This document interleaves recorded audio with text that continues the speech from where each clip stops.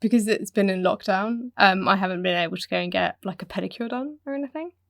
So I bought some of those like skin peeling feet booty things. Alana, have you done one? Okay. My mom bought me one of those, which I don't know was like a big fuck you or she was trying to be nice, but I was too afraid. I was too afraid to use it because the one that she bought, it's like an actual like razor for your feet, like for your heels and stuff. And I was afraid I was gonna like rip open my foot, basically. So I'm talking about the plastic bags you put your feet in, and they've got like the solution in them. Yes, I've done those too. Yes. They're so disgusting. Is that where you like shed your skin? It was vile. It's like a plastic booty, and it's filled with chemicals. Already a great start. You put it on your feet for like 90 minutes, and then you take it off and you wash your feet, and then like nothing really happens for a couple of days, and you're like, is it working? Is it not working? And then all the skin on your feet just starts to like shed off. Oh my god, and no. It is fucking disgusting. Yeah, I got they're just like generic plastic bags, and I was like, I don't know what's in this, but I guess I'm gonna put my feet in them. And yeah, you're right, nothing happens, and you think, okay, well, this was a waste of money. And then I don't know which one, I don't know if they're different or whatever, but the one that I did, it was like, yeah, your feet are gonna peel for like 2 weeks, and I swear to God, for 2 weeks I was like leaving bits of skin all over the house. That's it was disgusting. And it's not just like it's not just like, little bits of skin. All right, let's get real here. It's the whole foot skin, the whole thing. Oh it is awful, awful, awful. It's like flappy bits of skin. It is so gross. Yeah. There's one point where I took off my sock because I had to wear socks around the house because otherwise I was just sort of like leaving like a trail of devastation wherever I went. And I like peeled off my sock, and it was almost like an entire toe of skin like came off. It was so gross. Yeah. Oh my God. But now I have the softest fucking feet in Kent, so Amazing. I see the thing. I looked into those because I was thinking I need a pedicure because especially in lockdown, I go like revert back to running a lot, but then I cannot stand to sleep with socks on. Like, I get really hot feet when I sleep. Weirdly, my daughter does too. And so I was like, but the thought of like your feet being shedding while you're like in bed, like, no thanks. Also, don't commit a murder, like, because like imagine your DNA is everywhere. I like how it's the first thing you think of. I mean, I'm trying to keep us on brand here.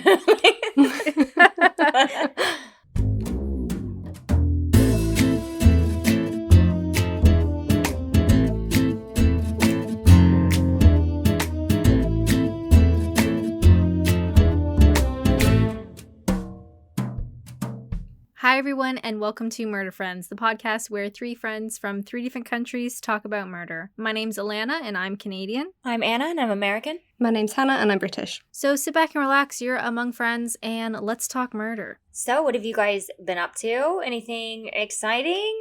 There's a lot of, I think if we could do the little cricket noise in the background, that would be great. Yeah, I've done nothing. I don't even know what day it is, to be honest. No. So my favorite little coffee spot is still open for takeaway. So sometimes I'll do like a morning run and then just go by, and because I'm still trying to like, where I can support the odd business, get a takeaway coffee. And I was talking to him and I was like, I was thinking we were like well and truly in week 3 of this 4-week lockdown. We were like still in week 1. And I was like, Oh no, this is not a good sign. Like, yeah, it feels like... No, time has no concept anymore. No. I noticed on my social media, some of my family are American, and they're posting, about Thanksgiving and stuff, and I realized, like, oh my God, like, it's almost American Thanksgiving. Like, what the fuck happened? Yeah, how did it become November? Like, I feel really cheated out of this year. Like, I don't even know what happened. I think we had, like, 2 months we were sort of allowed out, but that was about it. Something that is giving me like great joy in this like little period is like it's still pretty early, I like to think, to put your Christmas decorations up. But the amount of my neighbours that have got their fucking Christmas lights up already is giving me like so much joy. It's almost like everyone's just gone, fuck it, and just gone for it. And I love it. I'm on board with that. Like, what else do we have to do? But they're like, a lot of my neighbours go like full hog. Like Christmas tree in the window. Do they put those little icicle lights at the front of their house? Yeah. And it's just like, yeah, get it. Like, do what makes you feel good. I'll be honest. I'm putting my tree up tomorrow. There, I've said it. Amazing. I've said it into the world. I'm putting my tree up tomorrow. Yeah, I mean, there's always that, oh, you can't put your stuff up too early. But honestly, this year has been the fucking worst. And I want to put my Christmas tree up, and I want to put lights on it, and I want to put the lights on. Not like we're going to hide the tree, you know, and put the lights on December 1st. No, I'm going to put the lights on now because that's what I want. And I want to look at my goddamn tree. I've always been like a staunch believer of like 1st of December for anything Christmassy. I have like a Rat Pack Christmas album that I like refuse to play until the 1st of December. But this year, in the put it in the bin, like I'm playing it now. I do not care. Yeah. We're going to get ours out this weekend. We're getting all the decorations out too. We've already I've already said, no, it's happening. Like we're just going to, I think everybody has the same mood. Everybody's in that mood. Everyone's just like, what? Why not? I was wearing Christmas Brussels sprout socks yesterday. I was just like full on, you know, it's Christmas. We're getting there. I don't know. You guys have to let us know out there. Are you guys decorating? How do you feel about this? I feel like are we allowed to do this early this year? I think so. I think we'll make an exception. Should definitely be allowed. It's definitely a thing. 100%. Big fan. One thing I started to do was, and I know you guys are fans or have seen all the movies, but I started to watch the Harry Potter movies with my daughter, and I'd never seen them. So we started Oh my God, Anna. How have you not seen them? I haven't seen Lord of the Rings either. Oh my God. Oh my God, Anna. I know, I'm sorry. I tried to watch Lord of the Rings. I went to the movie theater and I fell asleep within 20 minutes in the theater. Alana's looking like she's ready to get up and punch you. Like, yeah, no, I'm sorry. I'm so sorry. Let me set the scene. Way back when, I think it was probably the second film, or maybe even the first one. Anyway, in Canada at this point, you can't book your cinema seat. Like, you have to just show up early. So I remember my sister and I want to say it was for the first film, we got to the cinema 3 hours early and sat in the hallway and waited. And the idea was, because I was quite small when the first one came out, and so we waited in line, and then once they opened the doors, I could kind of like squeeze past people because I was like elbow height for everyone. And I got us the best fucking seats. And, that's amazing. The movie itself is like 3 hours. So we were there for like 6.5 hours basically for this one film. That's completely unrelated. And please don't share that story with anybody else. I don't know why I just said that. Don't worry, nobody knows now. Your secret's safe with us and all our listeners. I also, around that time period, slept through the movie Black Hawk Down in the theater, which is like the loudest fucking movie ever. So I was just wasn't doing well with the movies. I don't know. So anyway. But Lord of the Rings and Harry Potter are such perfect like wintertime films. Yes. I usually watch them every winter. They're so, and like to be able to experience that for the first time with your daughter would be so fucking cute. She loves it. She's already like, Mom, I want to be Harry Potter. And I was like, really? Great. Like, so I was kind of, because she can be like you were like orphaned? What? Yeah. I'm like, should we send you away? I was like, oh, but do you like, you know, what's her name? Hermione? Hermione? Yeah. What's and I was her she's name? Like, no, Jesus I want to be Christ. boy Harry Potter. I was like, all right, go All girl. right. Go for it. You can be whatever you want, sure. So she's actually quite for like a 6-year-old. She's quite a little hard ass like about stuff. Like things don't really scare her that much. But for some reason, the elf, is it a house elf or something? Go on, just guess his name. Is name. Is it Dobby? Close. Dobby. Am I close This is enough? amazing. Okay. We were getting ready for school. We watched one half one day, the next day, and she's like, apparently it frightened her. She's like, Mom, Debbie the elf. Like, really? And I was like, Debbie? Even I know that wasn't his name. It's not Debbie. But, yeah, so, no, it's been great. So I totally recommend. Like, that's a really fun experience to watch something quite, like, magical, like, with your child. And I haven't seen it, so I'm, like, getting quite into it now. Aw. All right, we've got true crime news, and really, I just have one major story. It was quite a big one over the last couple of weeks, and that is that Peter Sutcliffe, also known as the Yorkshire Ripper, died. He died of coronavirus, actually. He did have previous, I think he had heart problems, so he did have pre-existing conditions. But yeah, the Rona got him. God, I can't even. That makes me want to vomit. I can't believe I just said that. Anyway, don't tell anyone. Yes, so Peter Sutcliffe, 74, died at University Hospital of North Durham, which is about 3 miles away from the prison he was serving a life sentence. He had previously been at Broadmoor, as he had been deemed mentally ill, and so he was there for many years and then moved to prison because he was, I guess, they thought he was well enough to do prison time. The convicted serial killer is said to have refused treatment and had, obviously, underlying health conditions. Sutcliffe grew up in West Yorkshire and worked a series of different low-skilled jobs after leaving school at 15. So I'm just going to, sort of really, this is a bit annoying because this could be like a whole True Crime 101 in itself. But I will, for people who maybe don't know who he is, especially those who aren't from England, I will just sort of briefly say stuff about him.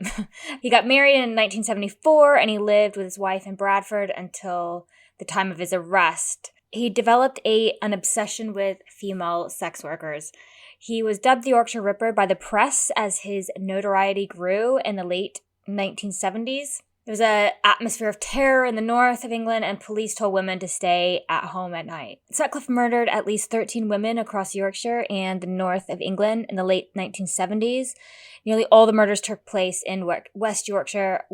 2 happened in Manchester. He's also known to have attacked at least 9 other girls and women between 1969 and 1980. Many of the survivors needed surgery, had life-threatening injuries, and were severely traumatized. This guy's an all-around, obviously horrible human being. He was finally arrested in January 1981 after police stopped him in a car with a sex worker and found his car had false number plates. The day after his arrest, police discovered a knife, hammer, and rope at the scene of the arrest Sutcliffe had managed to discard. So following 2 days of intensive questioning, he admitted he was the Ripper. At his trial, he actually pleaded not guilty to the 13 charges of murder, but guilty to manslaughter on the basis of diminished responsibility. He claimed God had told him to murder his victims. And 4 psychiatrists diagnosed him with paranoid schizophrenia. The West Yorkshire police were heavily criticized for being poorly prepared for the massive investigation. Over the years, Sutcliffe was interviewed 9 times, but police failed to sort of cross-reference information. So it was a massively sort of bungled police investigation. It was, The assistant Chief Constable George Oldfield was also criticized for ignoring evidence from survivors of Sutcliffe's attacks and becoming fixated with what turned out to be a hoax tape. Also, many condemned the police for blaming victims, because especially after the force advised women to remain indoors at night. So, in response, a number of Reclaim the Night marches were organized across the UK from 1977, driving home the point that women should not be blamed for male violence. Like I said, this is actually it's a whole True Crime 101 on its own. But just in case people didn't really know much about him, I thought I would briefly sort of say what happened. Also, I do have all the names of the victims here, and I'm actually going to read them because fuck this guy. We get this stuff with Ted Bundy where it's kind of gross. It becomes all about them, and then you're like, well, but all the people that they actually... the lives that were lost, I'm just going to read them. So he killed 28-year-old Wilma McCann, a mother of 4 from Leeds. 42-year-old Emily Jackson in 1976. 28-year-old Irene Richardson in 1977. 32-year-old Patricia Tina Atkinson in 1977. 16-year-old Jane McDonald in 1977. 21-year-old Jean Jordan in 1977.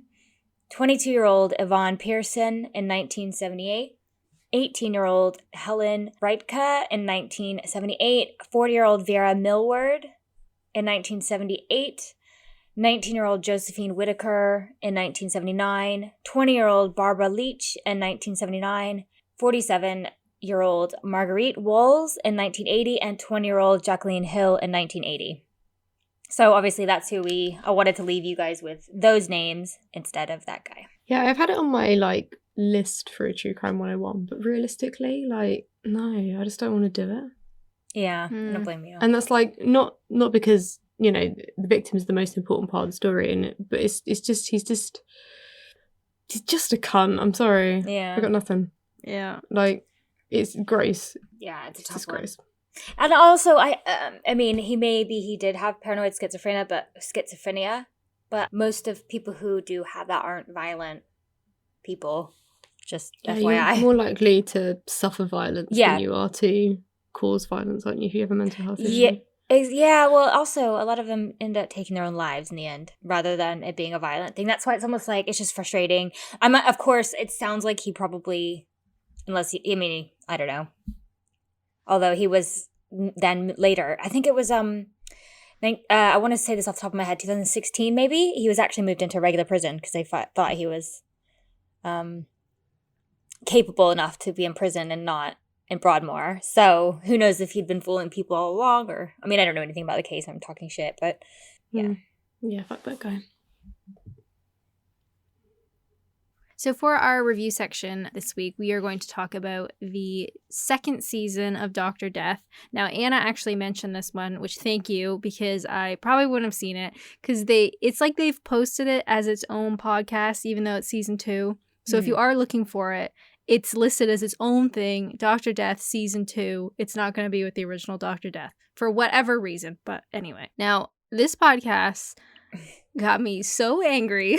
And I told you guys in our group chat, I have a lot of opinions. And if I do go on a rant, I'm very sorry. But I just have so many feelings. So we start off. The podcast is listed as 6 episodes, but the whole story is actually wrapped up within the first 4. So I know they've released episode 5, which is a update of season 1. So I'm not sure what they have planned for episode 6. Whether it will be about this season or not, we'll have to find out. I actually really loved that it was only 4 episodes. I haven't listened to a podcast that's only been 4 episodes, like, ever. And if anybody's out there looking to make a podcast, go ahead, do 4 episodes. I am not complaining. And because there's only 4 episodes, I really felt that there was no dragging on. There's no like padding or they're trying to bulk out the story. It really does get straight to the point. So we meet a nurse who is shadowing another nurse at Dr. Fada's oncology clinic. I guess it's a clinic, you'd call it. Basically, she wants to see how the department runs before she decides to take a nursing job there. But what she finds is shocking, and she is stunned just by shadowing this nurse. There are so many regulations that are either completely disregarded or rules are broken. Medical equipment, drugs, even medical waste isn't handled properly. All in all, she is shocked. Politely declines the job. No, thank you. Once she gets home, she gets online and immediately reports the office and the oncologist in charge, Dr. Farid Fatah, who is a Michigan doctor with a pristine resume. She leaves all of her contact details when she reports the doctor and the clinic because she wants somebody to contact her. She wants to be interviewed and to tell, what she's seen. Like, she's so upset with what she's witnessed. Meanwhile, we also hear from this office admin guy who starts noticing things within Dr. Fada's office that aren't quite right. Things don't add up. One of the other doctor people sort of offhand says something about how Dr. Fada's not doing things properly and he's treating patients wrong. It's all just a perfect storm, really. And it comes to a head when the FBI get involved and we realize how big the issue really is. So in short, Dr. Fada told patients they had cancer when they did not. He gave chemotherapy to patients who did not need it.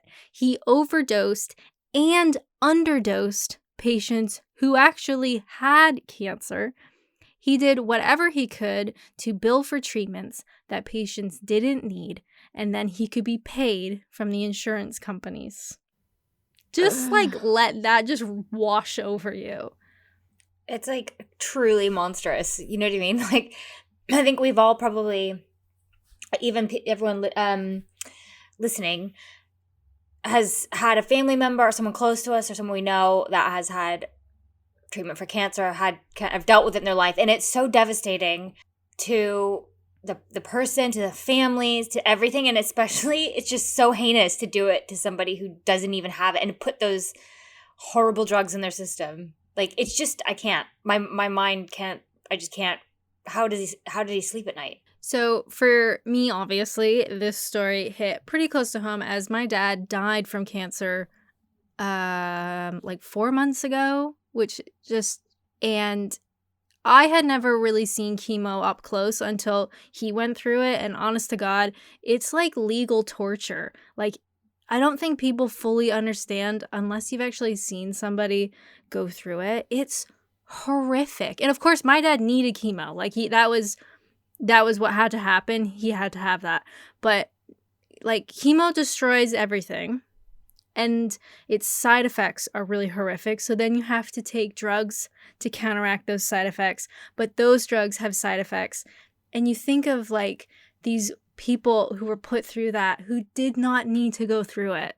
Like, just breaks my heart. And we're not talking like a couple cases. Dr. Fata had thousands of patients. Thousands. And who knows if he treated any of them correctly, to be honest. And so when I was listening to this podcast, I was like on my exercise bike, because I'm in lockdown, listening to Dr. Death. And I'm just like internally screaming, because I haven't heard something like this evil, like maliciously, in a long time. Anyway, back to my rant. You described it, though, perfectly. It's torture. It's literally, you're torturing people. That's why it's so... I know we talk about a lot of horrible crimes, but this is like prolonged torture of people who like didn't need it. Yeah, it's sadism. Yeah, exactly. He was even, we speak with one woman who was put through this treatment, and he was saying something to her like, yeah, it's not really working. You might need to be on chemo for the rest of your life. Like, no. Anyway, not surprising, there are patients who die under his care. And this is also heartbreaking because some were completely healthy when they met him, and some had illnesses that were completely treatable. But either way, they died as a result of his treatment. And so we do have some interviews with like the loved ones of them, which I don't even want to, I don't even want to go into it. It's just heartbreaking. So after the FBI investigation, we are finally in court. Dr. Fata's victims and the family members of those who died get to face him. The podcast talks about how there wasn't a dry eye in the courtroom except for Dr. Fata. So these people are just telling about their traumas, and he is just like, it doesn't even compute. So in the end, he pleaded guilty to charges of healthcare fraud, conspiracy to pay and receive kickbacks, and money laundering. On July 10th, 2015, he was sentenced to 45 years in a federal prison. Now, the podcast touches on various topics, which I thought were quite interesting, and I almost would have liked them to be expanded, and maybe we'll get that in episode 6, I'm not sure. But they do talk about how in the medical field, many professionals don't want to rat out other medical professionals because it taints their own career. So some people who had spoken out couldn't get a job again because nobody wanted to hire them on because they like called out another professional, which is so fucking toxic. It's horrific. And it also touches on the fact that this case wasn't really brought to light due to the mistreatment of patients, but actually the insurance fraud. So even though the nurse that we hear from, said all these things are happening wrong and these patients are being put through treatment that they don't need, that wasn't enough to really get anything going. It was the fact that it was about the money that anything really happened. And of course, he's not charged with, as far as I know, he's not charged with any sort of mistreatment of patients. It's all to do with the insurance and the fraud side of it. Because he ripped off the federal government as well, because Medicare, that's all they give a shit about. Yeah, so they're pissed. Yeah, it's horrible. It's also another reason why it's bad idea to have healthcare as a profitable business. Look, like, fuck's sake. Sorry, I'm just angry. I'm angry all episode here about things. But, like, this is just, it's just like, I'm not saying the healthcare system in England is perfect, but you're not going to have yeah, you know what I mean. You're not going to have doctors swindling people. Yeah, because it doesn't work that way. It doesn't work that way, yeah. No, so it's like, yeah, exactly. Oh. Which is just, it's mind-numbing. And it's upsetting. Sorry, I've cut you off, I think, but basically, here, go ahead. What, like, I have another thing to say too. Like, I'm mad. There's so many rants in this podcast. I was just gonna say, overall, I loved it. I love that it's only 4 episodes. It is deeply upsetting, and like Anna says, there's a lot to be angry about when you listen to it. I do thought it was done in a way that was quite respectful, and the interviews were really well done, and you really get a sense of the whole picture, even though it's only 4 episodes. And yeah, Dr. Fada wasn't charged as a murderer, but he is one. And it's shocking how, he got away with that. Yeah, he's in prison, but he's not charged for the things that he should be charged with. He even said when he gave his statement to the judge, don't they usually do that before sentencing to, like, I don't know, there's a name for it, I think. And one of the things that stuck out to me was he said to the judge, like, that he wasted his talents. He was sorry that he wasted his talents. That's what he was effing sorry about. Sorry. I hope no kids are around right now, like, when you're listening to this podcast, because we swear a lot on this one, sorry. Yeah. Yeah, I was so shocked. And not even the chemo stuff. The chemo is horrific, and I would not wish that on my worst enemy. I hope no one has to go through that, and your loved ones don't have to go through that, because it is, like I said, it is legal torture. It's horrific. But we even hear about other treatments that he did. Like, this one woman needed to get her blood marrow checked. And so I don't know if you guys... No. Yeah. Oh, God. God. I'm going to say it, so mute if you need to. You have to get like a needle. You have to get a needle into, like, your pelvis or whatever. Mm-hmm. And it's really painful. And he purposely does it without anesthesia. And she was saying she had so much pain and lasting pain because he had done this, like, quite serious procedure without anesthesia. And he knew it. It's like this power thing, right? He's putting people through such horrific torture. And I swear to God, this guy, this whole podcast is a rage, and that was one of them. Even though it wasn't chemo, the chemo's terrible, but he was still doing other things that were really painful and traumatic to other people, and it was like none of it really mattered to him, at least. It was rage-inducing. In fact, if you're going to listen to this and you haven't already, I recommend exercising whilst you're doing it, because it's like I was like jogging, listening to it, like. Anger. So yeah, I think it was a 5. Like, as in, I mean, it's a quality Wondery podcast. A lot of them are quite well produced in that way. And I never heard the story, and it's so crazy. I feel like I couldn't believe I'd never heard about it. So yeah, I recommend it. Definitely check it. It's only 4 episodes, so check it out. Yeah. 5 out of 5. It was incredible. Yeah. For the second part of our review, we would like to talk about Carmel, Who Killed Maria Marta. It's a 4-part series on Netflix. Each episode is around an hour long, and it follows the story of the death of Maria Marta Garcia Bosense and what happens afterwards. It's directed by Alejandro Hartman, and it was released on the 5th of November. So I'll give you like a brief overview of the story. So in October 2002, 50-year-old Maria Marta Garcia Bosense is found dead, slumped over a full bathtub, fully dressed by her husband, Carlos Caracosa. They live in a really prestigious, like, rich gated community called the Carmel Country Club, which is just outside Buenos Aires in Argentina. Think like guards at the gates, swimming pools, like the whole shebang. Maria Marta was 50 years old when she died. She's a sociologist, and her husband was a stockbroker. So initially we're given Carlos's, her husband's, version of events, and this is a bullet pointed kind of what happens from his point of view. So they'd both been at Maria Marta's sister's house. Maria Marta had left earlier as she had like a regular appointment with a masseuse who came to her home. Carlos stayed behind to watch the football.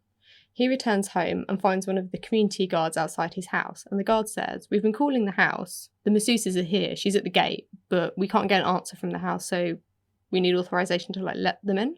Carlos thinks this is like a little bit weird, but says to the guard, "Let the masseuse in and I'll go in and check." So he goes into the house and he finds his wife fully clothed, sort of half slumped over a bathtub, but there's water in the bathtub as well. There's blood everywhere. He hears the masseuse pull up outside, runs over to the window, opens it up and says, "Leave your bags in the car. Maria Marta's had an accident. I need some help." So he says that it looked like she'd slipped over and hit her head on the tap. He drags her out the bath onto the bathroom floor. She's sort of halfway between the bathroom door, like in between. She's like in the doorway, effectively. Ambulances are called, doctors are called, other phone calls are made, and it's all a bit chaotic, but sadly Maria Marta is dead. It's originally ruled as an accident by the police and Carlos, key point there, but this is where it kind of goes haywire. Carlos and the family get a pre-made death certificate signed so that they can make arrangements for her to be buried smoothly, and I don't really know what that means. I'm not like well versed in Argentinian death certificates. But I think it means that if there are no suspicious circumstances around a death, then they can get one of these certificates done. This kind of makes things easier for sorting out funeral arrangements. So her body is placed in the family home, her hair's washed, her makeup is done, or this is kind of speculated.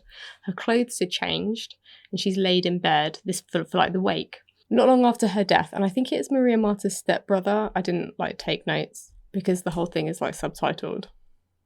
And it's hard to take notes and watch something that's subtitled like that. But I think it was Maria Marta's stepbrother. And he's like, hang on. She was like a fit and healthy 50-year-old. And she was in the bathroom and she was wearing like trainers, like really grippy shoes. I don't believe that she slipped. Can we do an autopsy? So they do an autopsy and they find that she's been shot in the head 6 times. And that's why she's dead. Yes. What? Can I just no word of a lie. 6 bullet holes in her skull. But okay. Oh.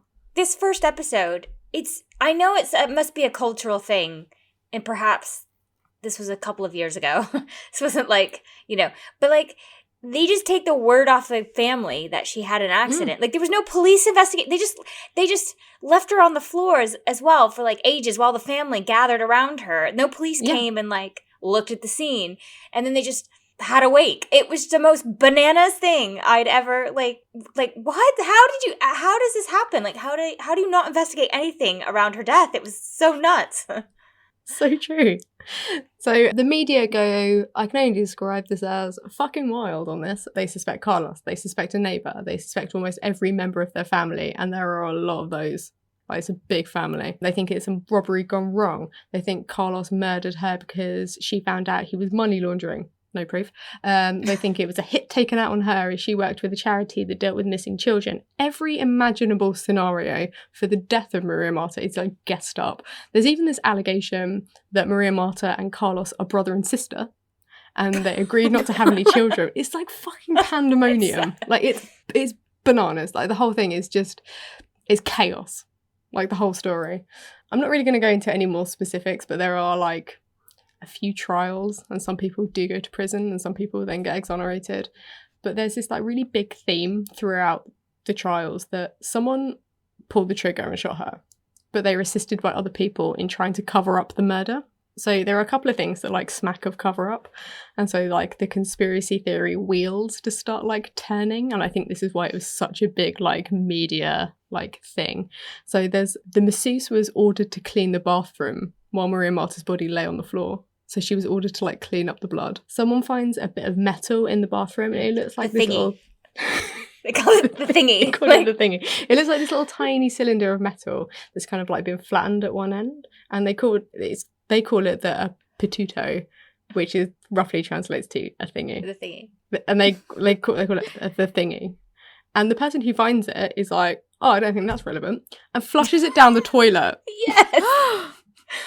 It's... Oh my god. They have to like dig up a septic tank to find her. It's madness. They find like this adhesive compound on her scalp that they think was used to glue up the holes. And some of the family like refused to give DNAs and blood samples for a bit. The story's wild, and I'm not going to go into it any further because like big boy spoilers and it's complicated.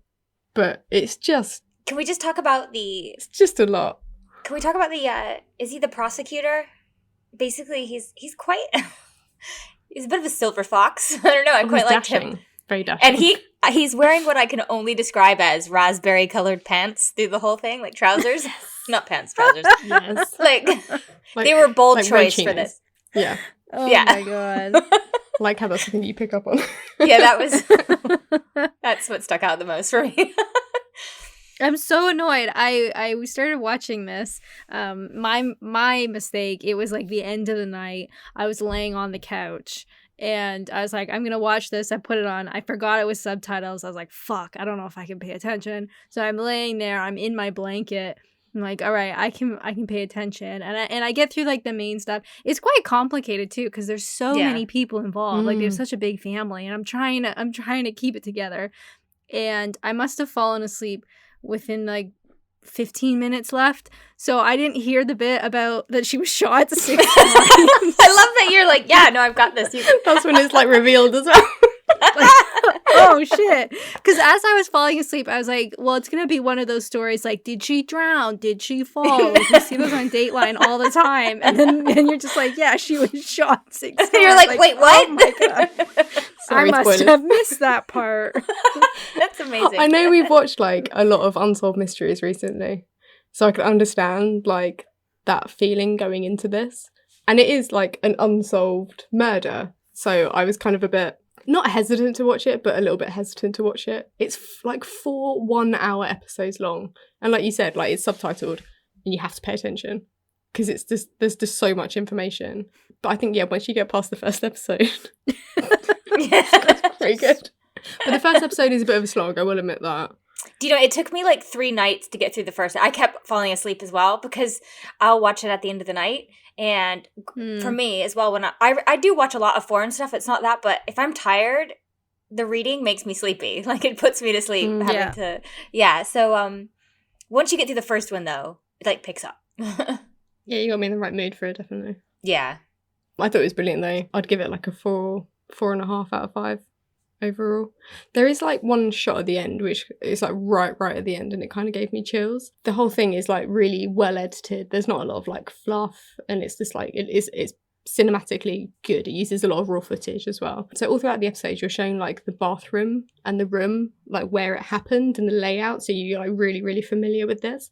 And at the end they have this really like eerie scene where there's a woman dressed like Maria Marta laying in the doorway, presumably like dead, and the camera sort of pans out, and then someone appears with like a clapboard and like leans into shot and snaps it closed, and then the woman like gets up, and the camera like continues to like pan outwards, and like a hair and makeup person comes into shot and like starts touching up her hair, and then you see that the room is actually on a set, and it's just so like beautifully done, and I live for moments in like shows like that. It was just so I just like got chills. I know. it was like like chef's kiss. It was it was good. I agree. I liked it. I am on at the end of episode 3, so I still have the last episode to go, which I'm gonna finish actually because it's good. But yeah, I'd say like definitely like 4.5 for sure. It's like worth a watch. It's it's good. It's an interesting story and it's kind of bananas. So Weird crime time. All right, weird crime time. Sorry, 'cause it's a little bit corona based, but I'm gonna go for it. Man accused of shoplifting booze while wearing hollowed out watermelon as face mask.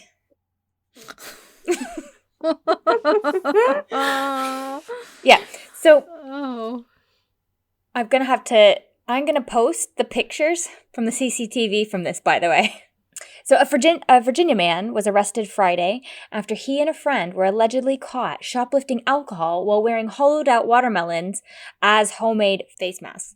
Justin Rogers, 20, posted a TikTok video on May 5th that appeared to show him and another man buying 2 watermelons, scooping them out, and wearing them on their heads as they go grocery shopping. The melons entirely cover the men's faces except for 2 eye holes. So literally, you know that it's like one of those, you know that marshmallow head guy? Oh yeah. I don't know what that is. You know what I'm talking about. Anyway, it literally, the whole watermelon's over their whole entire head. Like it's like, except for 2 eye holes. Okay.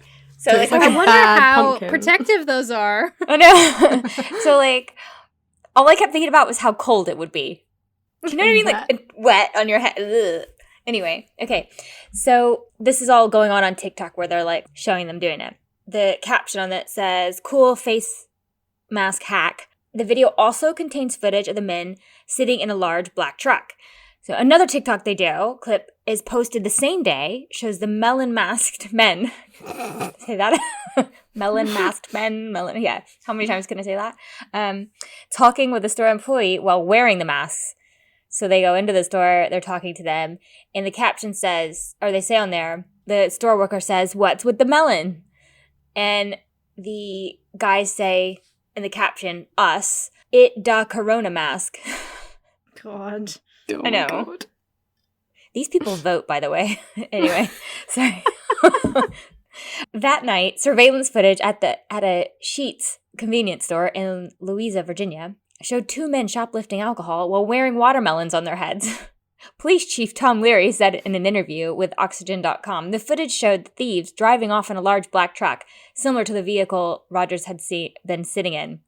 So basically, they captured it all. They went in there with the watermelon. They have them in CCTV with the watermelons on their head, but they posted all of this to TikTok. So, like, As you do. they just, like, incriminated themselves as well. And literally, like, the town, they said, has, like, 1,200 people. Like, just, it's not like, they're so dumb. It's just, you have to see the pictures. So stupid. Like, I think it's just, like, the layers of stupidity. It's not only just, like, one, you're using a watermelon. That's stupid. 2, you've only cut eye holes. So, can you breathe properly? Like, that must have affected something. You then posted video evidence onto the internet of you doing it. And it's really, really, like, an obvious thing. It's not like you've got, like, a balaclava on and you're driving away in a black truck. You've literally got a fucking watermelon on your head. Like, you're gonna remember 2 guys that came in with watermelons on their head. Amazing. Can I just say as well, every time we would drive down to Florida, my dad would make it very, it would be part of his mission to stop at Sheetz gas stations solely because they're called Sheetz. And he thought that was the funniest thing ever. And hearing you say Sheetz, just like, oh, it just hits. It's good, isn't it? Yeah. I don't know if we talked about it on a podcast or I don't know where it came out, but there was those TikToks going around of kids, because you have to obviously wear masks now, but they were making themselves look like they were 70 and buying alcohol. Oh. So they'd have, like, they put the wig on, right, and they do, like, makeup on the eyes to make them look older, and then they've got the mask, which covers most of their face, and they're, like, trying to buy alcohol that way.